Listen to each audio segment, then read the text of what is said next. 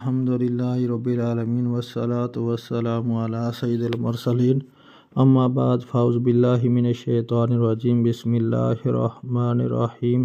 حضرت جابر بن عبداللہ سے روایت ہے کہ ہم رسول اللہ صلی اللہ علیہ وآلہ وسلم کے ساتھ نجد کی طرف ایک غزوہ میں گئے تو ہم نے رسول اللہ صلی اللہ علیہ وآلہ وسلم کو ایک ایسی وادی میں پایا جہاں کانٹے دار درخت بہت تھے۔ رسول اللہ صلی اللہ علیہ وآلہ وسلم ایک درخت کے نیچے اترے اور آپ صلی اللہ علیہ وسلم نے تلوار ایک شاخ سے لٹکا دی اور صحابہ کرام اس وادی کے درختوں کے سائے میں علیحدہ علیحدہ ہو کر بیٹھ گئے۔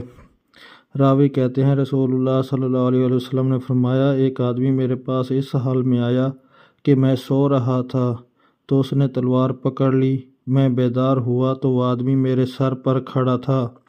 مجھے صرف اس وقت پتہ چلا جب ننگی تلوار اس کے ہاتھ میں تھی۔ وہ آدمی مجھ سے کہنے لگا، اب تجھے کون مجھ سے بچائے گا؟ میں نے کہا، اللہ۔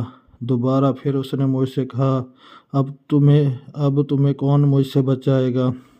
تو میں نے کہا، اللہ۔ تو اس نے تلوار اپنے نیا میں ڈالی، وہ آدمی یہ بیٹھا ہے۔ پھر رسول اللہ صلی اللہ علیہ وآلہ وسلم نے اسے کچھ تعرض نہیں فرمایا۔